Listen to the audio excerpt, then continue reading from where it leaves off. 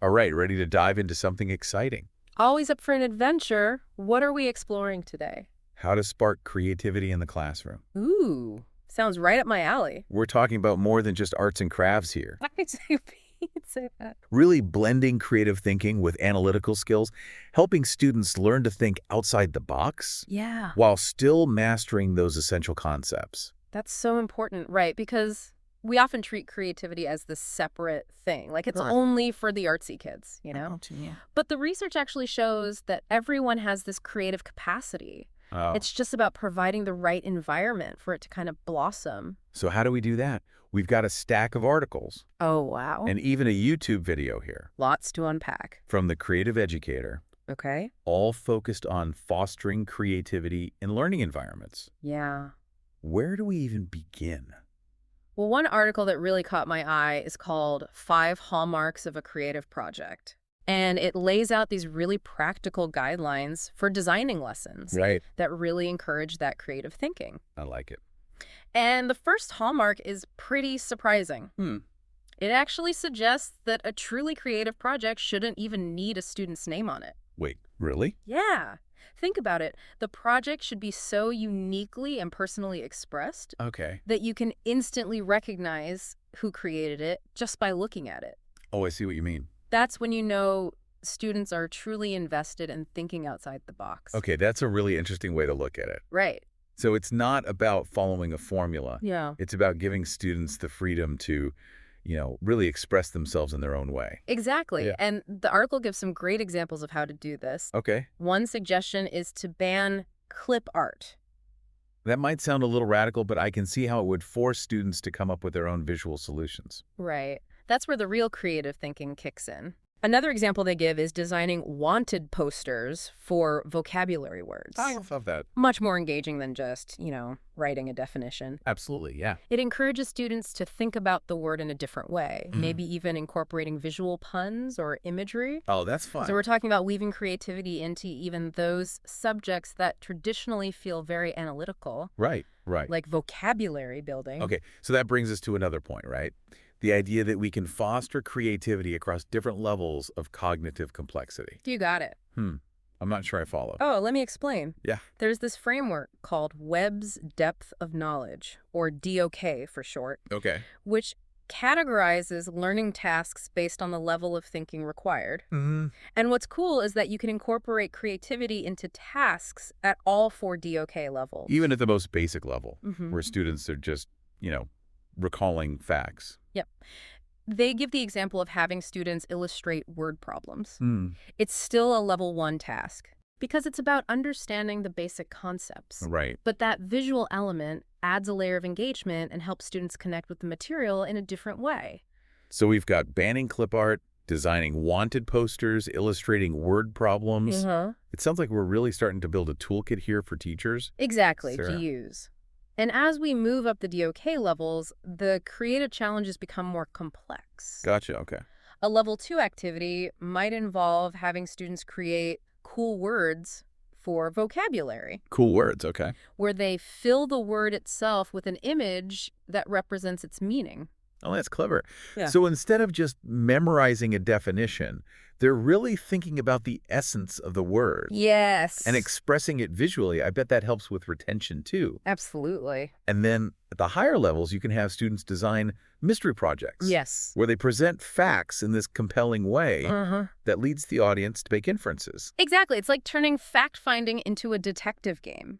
I love that. So we're not just talking about making learning more fun, we're talking about developing critical thinking skills through these creative activities. And that's where cultivating a creative learning culture becomes so important, right? Right. It's about setting the stage for this kind of thinking to thrive.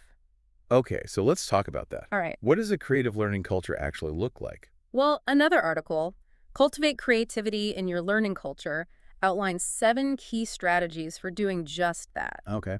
And it all starts with the teacher's mindset. So the teacher needs to believe in their students' creative potential, before they can expect the students to believe in it themselves. Exactly. It's about modeling that belief and creating a safe space for students to take risks and express themselves Yeah. without fear of judgment. Right. They even use this great analogy of letting your inner Luna Lovegood shine through, I love that. embracing that quirky, imaginative spirit. But doesn't that sometimes clash with the need for, structure and discipline in a classroom setting? It's all about finding the right balance. Yeah.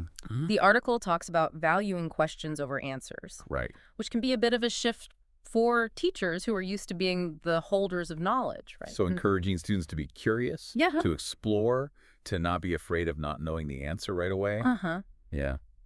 And they actually suggest using a specific technique Okay. called the question formulation technique. I'm not familiar with that one. Oh, I can break it down for you. Please. It's a really simple but powerful process where you present students with a topic or a problem Okay. and then guide them through a series of steps to generate their own questions. Oh, interesting. It helps them move from passive recipients of information to active inquirers, Gotcha. which is a key element of creative thinking. That's fascinating. Right. So it's not about giving students all the answers. No. It's about equipping them with the tools to ask the right questions. Exactly. And that's what will ultimately prepare them to be innovators and problem solvers in a world that's constantly changing. It's so important. Right. It sounds like we're really talking about a pretty significant shift in mindset here, Yeah, absolutely. both for teachers and students. Mm-hmm. Moving away from that, traditional sage on the stage model Mm-hmm. and embracing something more collaborative, Yeah. a more inquiry-based approach. Exactly. One of the most effective ways to do that, I think, is through project-based learning. Right, absolutely. It's a teaching method where students learn by actually engaging in real world and meaningful projects. Okay, so I've heard of project-based learning, but I'm not sure I fully understand what it entails. Oh, I can explain further. Yeah. So basically, project-based learning is about presenting students with a challenging problem or a question. Okay. And then you guide them as they work collaboratively to research, plan, and create a solution or product Yeah. that addresses that challenge. So it's not just about, memorizing facts. Mm-hmm. Yeah. Completing worksheets. It's about applying knowledge and skills to solve those real-world problems. Exactly. I could see how that would be much more engaging for students. Right. And it's a natural fit for incorporating creativity. Right. Because projects often require students to think outside the box, come up with original solutions, Yeah. and express themselves in all sorts of different ways. So it sounds like project-based learning provides a framework It does. for all these creative strategies that we've been discussing. Exactly. Instead of just isolated activities, these creative approaches become part of a larger learning experience. Okay, so we've covered a lot of ground here. We have. We've talked about, those hallmarks of a creative project, weaving creativity into different levels of cognitive complexity, Right. even project-based learning Yes. as a framework for bringing it all together. It's all connected. But before we wrap up, I wanted to shift gears a bit Oh, okay. and talk about cultivating our own creativity as adults. Such a good point. Even if we're not teachers, these principles can still apply to us, right? Absolutely. As adults, we need to nurture our own creative sparks, too. The article, Cultivate Your Creativity, Mm-hmm. and the YouTube video with the same title offer some fantastic tips They do. for tapping into our creative potential, even if we feel like we've lost touch with it. Oh, for sure. And one of the things they emphasize is the importance of making time for unstructured play. Oh, I love that. I know that can be tough for us busy adults, They really can. but even small moments of playfulness can make a big difference. Right. Even something as simple as digging in the dirt with a 4-year-old. I love that example. It's such a great reminder that play isn't just for kids. So true. It's essential for our well-being and creativity at any age. The article also talks about finding your passion. Yeah, something that lights you up, Right. fills you with energy. Because when you're passionate about something, you're more likely to be creative, right? Absolutely. To find innovative solutions. Yeah. And to kind of persevere even when things get tough. That's when passion really shines through. And the YouTube video added a great point What's that? about observing the world with a sense of wonder. Like Luna Lovegood from Harry Potter. I love that. Seeing the magic in the everyday. Right, those little details that we often miss. Noticing the details that others might miss. Exactly. Okay, so we've talked about making time for play. Mm-hmm. Finding our passion, observing the world with that sense of wonder. A good start. Any other tips for our listeners who might be feeling creatively stuck? Well, one thing that resonated with me is the idea of giving ourselves permission to be creative.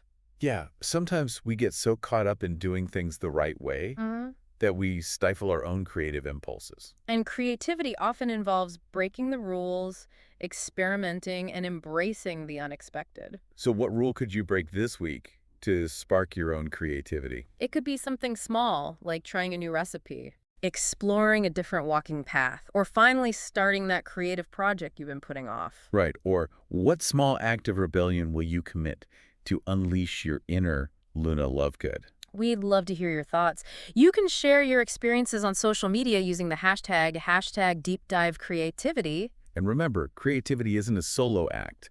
It thrives in collaboration. Right, think about all those brainstorming sessions. Yeah.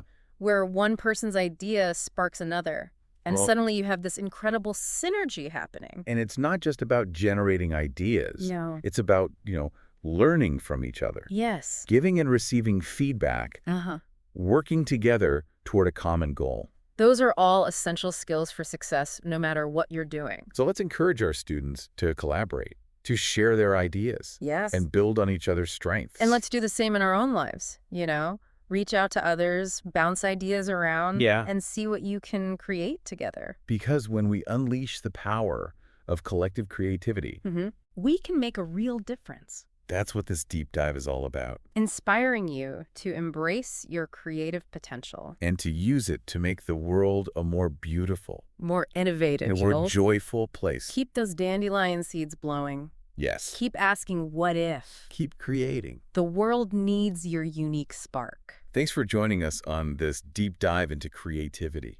And that brings us back to something we talked about earlier. Yeah. That idea that creativity isn't just about artistic expression, Right. It's a way of approaching life. Yeah, with that sense of curiosity, a willingness to try new things. And that belief that anything is possible. It's about looking for those unexpected connections, Yeah. Challenging those assumptions, finding new ways to solve problems. It's about seeing the world not just as it is, but as it could be. That's what makes creativity so powerful. It really is the driving force behind innovation, progress, positive change. It allows us to imagine a better future and then go make it happen. Eh. So whether you're a teacher, a parent, or just someone who wants to live a more creative and fulfilling life, Yeah. I hope this deep dive has given you some food for thought. Creativity is a journey, not a destination, right? It's true. There's no right or wrong way to do it. Just got to start somewhere. Take small steps, experiment, have fun. And never be afraid to let your inner Luna Lovegood out. We'll see you next time for another adventure in learning.